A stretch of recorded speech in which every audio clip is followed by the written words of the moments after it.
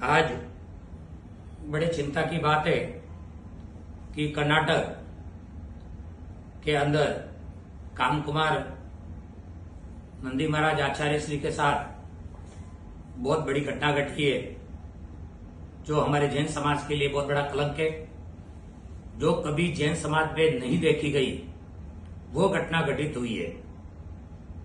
मैं जैन समाज को जगाते हुए इतने सालों से कहता आ रहा हूं, और अभी बीच में 2004 के अंदर चित्तौड़ के अंदर भाजपा के विधायक चित्तौड़ के अंदर वर्दी चंद जी के वहां भी मैंने ये घोषणा की थी, एक समय ऐसा आएगा कि साधु संतों के आर के लिए भी बड़ी घटनाओं का सामना करना पड़ेगा। वक्त आ गया, वो सब घटनाएं घटती जा रही है। आर में, साधु संतों में, एक्सीडेंट में अप्रिय घटना घटती जा रही है। अरे जैनी जागो, अभी तो जाग जाओ, जागने का समय है। अभी न जागोगे तो कब जागोगे? अगर इन संतों के साथ ये घटना घटती है तो पूरे भारतवर्ष में संत के लिए आने वाला समय विहार करने के लिए, आर के लिए बहुत बड़ी तकलीफ खड़ी हो जाएगी।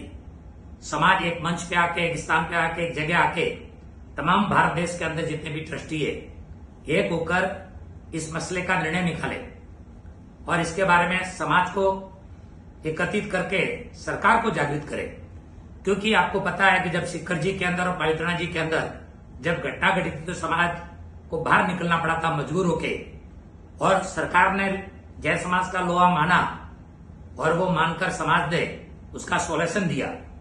तो अगर वो समाज ही हमारी है तो ये भी समाज हमारे संतों के ऊपर होने वाली घटनाओं का अगर ध्यान नहीं दिया तो फिर इसका रक्षा वाला कौन होगा? एक व्यक्ति सरकार का जो नुमाइंदा होता है, एमएलए, सांसद या मंत्री, भारत सरकार, राज्य सरकार उसको प्रोटोकॉल व्यवस्था देती है, तो संत को क्यों नहीं? हमारा टैक्स, हमारा पैसा और हमारी परिस्थितियों पर उनके लिए उन चीजों का उपयोग हो सकता है, तो संत को सुरक्षा क्यों नहीं? और वर्तमान समय मैं कर्नाटक सरकार को कहना चाहूंगा कि जो घटना घटी है उसकी तुरंत ही उसके बारे में इंक्वायरी करें, कौन थे, क्या था, क्या नहीं था, ये घटना कैसे घटी, और वर्तमान 5 महीनों के अंदर हमारे साधु संत एक स्थान पर विराजित रहेंगे। और अगर ऐसा लगता है सरकार को या किसी को, तो वहां पर ऐसी स्थितियों में उस एरिया में सुरक्षा सुनिश्चित की जाए ताकि साधु संतों के साथ में ऐसी कोई दोबारा घटना न घटे। मैं ये आवाज राज्य सरकार और केंद्र सरकार के माननीय प्रधानमंत्री और माननीय अमित शाह के कानों में भी ये बात डालना चाहूंगा कि आप गृह राज्य आपका गुजरात आता है, जो हमारे देवादी देवों की भूमि का धरा क्षेत्र है, और वहां से आप आते, तो मैं आपको कहना चाहूंगा ये कर्नाटक की घटना के ऊपर आप शीघ्र ही संज्ञान लें और वहां की राज्य सरकार, वहां के सीएम, डिप्टी सीएम और गवर्नर साहब से भी वार्तालाप करके इसका निर्णय निकाले। मैंने आज ही लेटर भिजवा है। वर्तमान समय में थोड़ी देर पहले मैंने वार्तालाप की है और सरकार को कहा कि इसका निर्णय शीघ्र ही करें। जागो जैनी, जाग जाओ, वक्त आ गया, अभी न जागे तो हमारे रत्न ऐसे चले जाएंगे, कोई करने वाला नहीं होगा। अगर तेरे मेरे भी रह गए तो फिर कौन ध्यान देगा उनका, हमारे परिवारों का, आपके बच्चे, बाल बीवियों का, बच्चों, परिवारों का आप ध्यान दे रहे, तो संत भी आपका परिवार है, शासन का परिवार है, ये शासन का एक परिवार है, तो शासन के परिवार का ध्यान देना आपका कार्य होता है और आपको इस पे ध्यान देना पड़ेगा। मैं सकल संघ, सकल समाजों को ये कहना चाहूंगा, सकल संघ को कहना चाहूंगा, वक्त आ गया है जागने का, अभी न जागे तो भी कभी न जागा। इस बात को विशेष ध्यान देना पड़ेगा।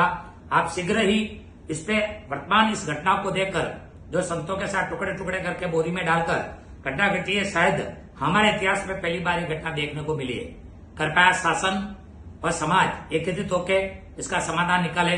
मैं इन्हीं शब्दों के साथ में शासन देवादी देवों को ये वंदन करते हुए कहना चाहूंगा कि जिन शासन के अंदर हम हिंसा के पुजारी, अहिंसा के पुजारी है, और भगवान महावीर ने ये मार्ग दिया, हम एकत्रित होकर आओ मिले और इस आवाज को उठाएं और आवाज को बुलंद करके आगे पहुंचाएं ताकि निर्णय स्थायी निधि पर स्थिति पर पहुंच सके।